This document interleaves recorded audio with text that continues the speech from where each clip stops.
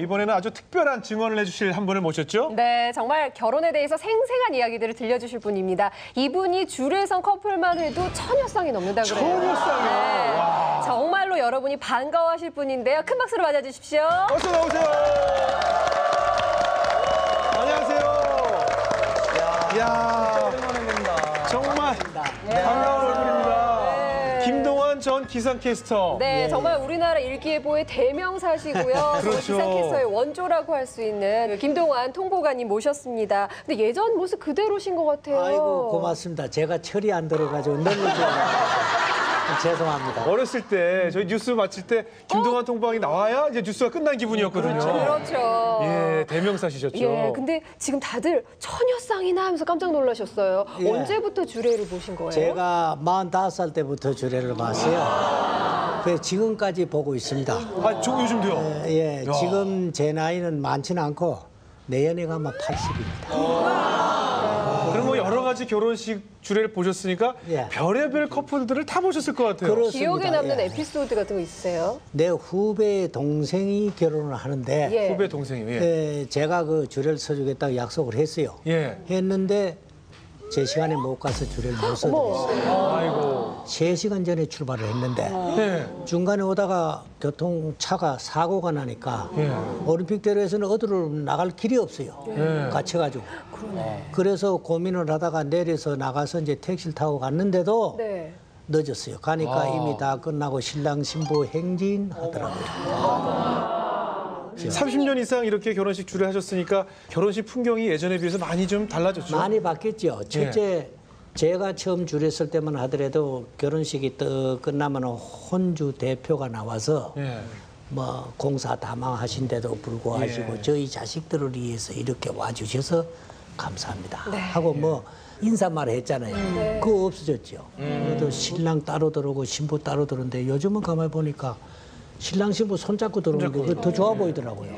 그렇게 바뀌었고 또 하나는 옛날에 하객 중에 친구가 누가 그 축가를 부르잖아요. 예. 요즘은 신랑이 부르더라고요. 신랑이 신부에게 자기 신부 노래를 하더라고요. 그렇게 많이 달라졌어요. 예. 그리고 윤문식 씨도 주례 많이 쓰시죠? 내가 주례사를 빨리 하기 때문에 내가 주례가 끝나면 그때 하객들이 들어와요. 그리고 주례사 길게 해봤자 예. 그 사람들 기억하는 거 하나도 그렇죠, 없습니다. 그렇죠. 네. 실천도 안 하고 주 예매비 말도 안 들은 놈들이 느닷없이 나와가지고 뭐라고 하면 그 얘기를 듣겠느냐 이 말이에요. 짧게 하는 게 명절. 네. 아, 김동완 통보관님께서도 짧게 하세요? 아, 저도 짧게 합니다. 그래 어떨 때 이해가다 보면 좀 기는 듯 해요. 그러면 난 그래요. 주례 하다가 중간에 내가 주례를 서보니까 주례는 그저 짧게 하는 것이 가장 좋더라. 그래서 이상 끝. 근데 또 제가 또 알고 있기로는 본인이 뭐 중이 제 머리를 못 감는다고 본인 결혼식 날 날씨가 그렇게 굳어가지고 교통사고 나셨거든요. 그 해에 첫눈이 내렸습니다. 그래서 예나 지금이나 그해 첫눈이 내린 날은 성스러운 날이라고 그래요. 그날 내가 결혼을 하니까 얼마나 복받은 사람입니까? 그러니까 종가에는 손이 빨라야 된다 해가지고 저를 22살에 장가를 보냈어요. 그래도 나하고 한평생 살 사람인데 내가 보고 좋아하건 보내야 되는데 할머님께서 보고 와가지고 너보다 좋더라. 그래가지고 이제 약혼 사진이라는 걸 미리 찍더라고요. 사진관에 가서 얼굴도 모르고 이제 만나는 거예요. 그 처녀 하나 있으면 나 만나러 왔을 거니 하고 갔죠. 가니까 한 분이 와 있어요. 이래 보니까 내가 생각하던 거하고 얼굴이 조금 달라. 실망하셨군요. 아이고 뭐 마음에 들든 안 들든 내 숙명인가 보다. 가자. 이 생각이 또 앞서더라고요. 자, 그래서 저희가 그 당시 김동완 전 기상통보관의 결혼식 사진을 준비했습니다. 궁금해요. 자, 그 바로 말씀하셨던 그 결혼식 사진 한번 볼까요? 자, 보세요. 야, 진짜 정통 혼례네요. 저게 그렇죠. 실례지만 몇 년도 정도 되는? 저기 57년 12월 18일. 57년 12월이에요. 야, 근데 사모님이 미인이신데요? 미인이시잖아요. 예. 그 두 분이 화가 많이 나 있는 것 같아요, 표정이. 네? 지금 사진만 봐도 굉장히 골라셨네요. 근데 이 김동완 전 기상통보관이 이제 뭐 날씨 일기예보도 하셨지만 예전에 제 기억으로 국회의원에 출마하신 적도 있으시죠? 예. 그 때문에 좀 가족들이 마음고생 많았다고 하던데요. 집사람한테 미안한 게 예. 대개 그 자기가 국회의원에 출마하려면은 자기 부인한테는 사전에 이야기해야 되잖아요. 그럼요. 저는 이 얘기 없이 예? 제 혼자 결정해서 그래서 국회의원 출마를 다 해놓고 운동하러 내려갈 때 나 이래서 시골 가서 한 6개월 있다 올라오니까 그렇게 시골은 뭐하러 가니? 그래서 그때서 내가 나도 국회의원 한번 해보려고 그 출마를 했노라. 그냥 통보하셨군요. 예, 통보관이시니까 통보하신 거지 그랬는데 이제. 일방 통보를. 그때 그 어렵게 출마하신 그 결과는 어떻게 되셨어요? 낙선이죠. 돈이 얼마나 깨지셨는데요? 여쭤봐도 되나요, 이런 거? 좀 뭐 숨길 것도 없지만 한 석 장은 깨졌죠. 그 당시에 예. 석장이라면 3억이겠죠. 3억이겠죠. 아니에요, 그도 막 공 하나 붙었나요? 공 하나 붙었나요? 예? 30억이요? 그 당시는 그 당시 30억이요? 그 당시에는 돈 막 뿌리고 그랬으니까. 근데 저희 집사람이 참 훌륭해요. 예. 그런데도 한마디 불평도 안 하고 화도 안 내더라고요. 그랬는데 그때 우리 집사람이 이 당이 심해가지고 이제 부작용으로 시력이 많이 나빠졌어요. 그래서 내가 당신은 병원에 가서 수술을 해야 되지. 그게 니로면 안 된다. 남도 운동해 주는데 내가 있으면 안 된다고. 그것도 고집이 세요. 원래 강씨들이 고집이 세니까. 당시 한 분 계시네요. 그래서 낙선된 뒤에 올라와서 병원에 입원해서 시력을 이제 수술을 했는데 수술 끝나고 한 일주일 동안은 잘 보인다 그러더라고요. 그게 다행이다 했더니 일주일 있다 밤에 자다가 갑자기 그냥 눈알이 빠지는 것 같다고 자다해서 병원에 갔더니 의사 말씀이 신명하셨습니다. 신명하셨습니다. 신명하셨습니다. 그래서 신명했어요. 내조하시다가 그래서 지금까지도 제가 집사람 생각하면은 남편 잘못만 해서 사람이 처음부터 못 보는 거하고 보다가 못 보는 거하고 얼마나 차이겠습니까? 100분의 1이라도 내가 좀 이제 속죄를 하려고 대소변 다 받아가면서 내가 얼마 동안은 간호를 했습니다. 밥도 떠먹이 가면서 이래 했는데 그 이제 자기 혼자 더듬더듬하고 화장실 가서 나오다가 넘어져가지고 고관절이 부러졌어요.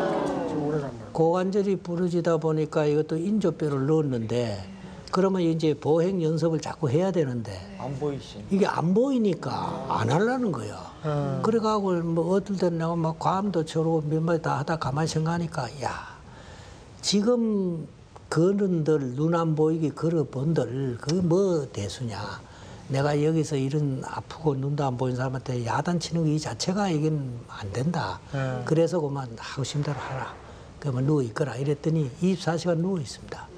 그래가고 몇 년을 그런 생활을 하다 보니까 집사람보다 내가 먼저 죽게 생겼어요.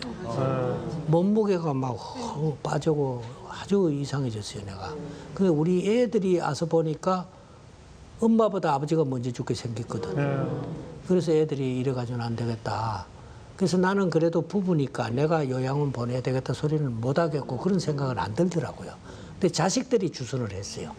그래가 나한테 일방적으로 통보를 하더라고요. 그런데 저도 경험을 해봐서 아시는데 통보관님 내 아내를 요양원에 어떻게 보내느냐고 말씀하셨는데 그 당사자한테는 요양원에 가는 게 훨씬 편해요. 그래요. 예. 사실 저도 한 15년간 글쎄, 그런데 이해가 아내를 됐어요. 예. 뭐 대소변을 이렇게 받아내고 그랬는데 간병인들이 목욕을 시킬 때 6명이 달라붙어서 하니까 훨씬 우리가 해주는 것보다 본인한테 그게 편하기 때문에 그게 내가 그래도 사람의 도리가 아니다라는 생각을 그건 모든 사람들이 좀 버려야 될 것 같아요. 왜냐하면 둘 다 죽게 생기니까 그런 건 안 하는 게 좋아요. 근데 이게 직접 간병하시고 이랬던 게 혹시 미안한 마음이 커서 그러신 건 아닌가?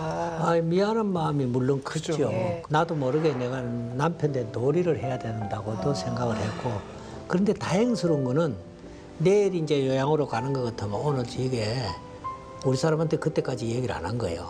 내가 집에 있으면서 요양원에 보낸다면 집 사람이 안 가겠다 할 것 같아.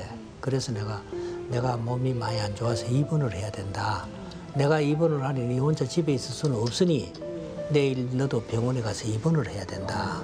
그러니까 어디가 아프냐고. 그래 뭐 이렇다 이러니까 그러면 나보다 가서 병원에 입원해 빨리 나서야지. 그러면 병원에서 퇴원할 때까지 나도 병원에 가 있겠노라. 그러더라고요. 그러더니 하는 소리가 느닷없이 나 당신에 대해서 불만 없어. 그러면서 미안하게 생각할 것도 없고 나 당신에게 늘 고맙게 생각해. 그러더라고. 그래서 이해이 좀 되더라고요. 그렇게 이야기하니까.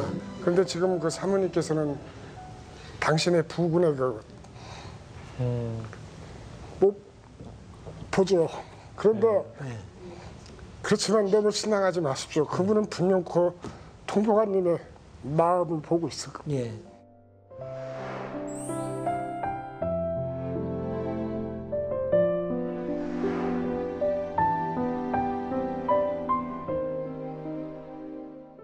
그저 오늘이 내일이라니 생각하고 내가 나를 만난 것도 내 복이여라니 이렇게 생각하고 그렇게 하루라도 마음 편하게 그래 있어줬으면 좋겠어.